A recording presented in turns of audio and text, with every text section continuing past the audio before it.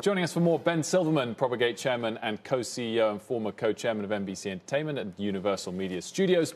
Ben, good to see you. Thanks for joining us. Of course. Great to see you guys. So why don't we hit that point that Julia ended on first? I mean, down 60%, pretty shocking. To what extent do you think that was the content itself last night, the way they put together the show versus everyone knowing it wasn't a full red carpet normal event? All of it. I watched with a couple of Oscar winners and friends in the business. And from the get-go, we were like, oh, no, what are we doing to our business? This should be the Super Bowl of cinema.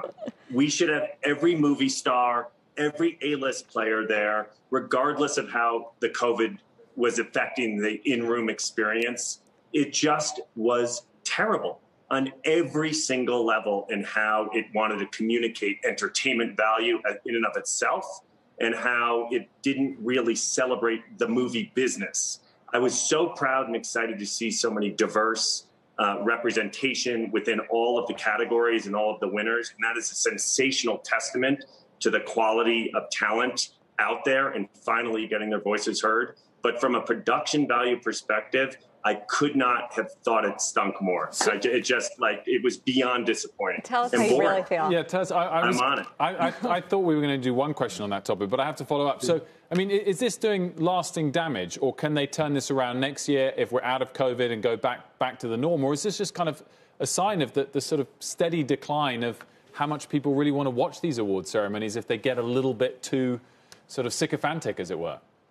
Well, I think that it's been a downward trend. Last year was its lowest ratings ever, and this year topped that new low.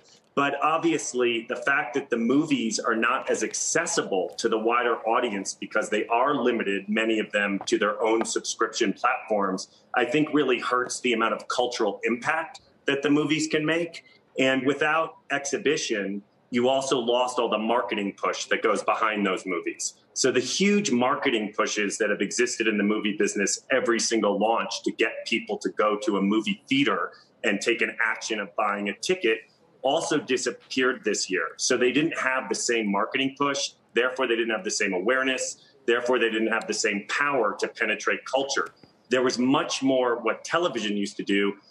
Discovery. You kind of found the movies. You found the documentaries. You found these stories and you kind of owned them yourself, but they didn't have that universality. And also television was so strong, it continues to dominate the cultural conversation. And so the dinner party chat is much more in and around still the Tiger King and what was happening in the non-scripted space and what was happening in the scripted space. And I think the movies will come back with a fury as we start to see re-entry and vaccine cinemas and whatever the protocols will be for arrival. I think the movie business will be back. But the big piece on that is the marketing push that goes into getting people into the theater was pretty dormant inside this season's films. And therefore, they just didn't have the cultural impact. Yeah, I mean, you're getting into all of the COVID impacts that we've seen. What do you think will be any, if any, lasting changes to the business of Hollywood from COVID-19, basically a year that just totally upended this industry?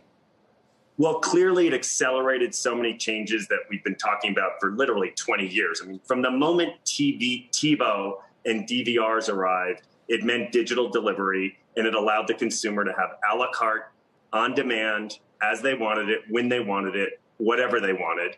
And then you add the pricing on these huge flat screens, the unbelievable surround sound systems that you can get for $200. And the movie experience in your home started to kind of equal some of the movie experience that you'd get at a theater. So all of those trends, technologically driven and then financially driven by the huge investments that the streamers have made in movies and high quality content. And I think you've watched an accelerated trend that will continue. But I initially felt in the beginning of this that we would literally kill off the exhibition business and the traditional theatrical business. But I'm watching people really want to go back into the real world. They want to be at concerts. They want to go to the movie theater. They want the communal experience. I mean, human beings want to be together and they want to share emotional moments together. And no greater place to laugh, cry, and love than inside a movie theater.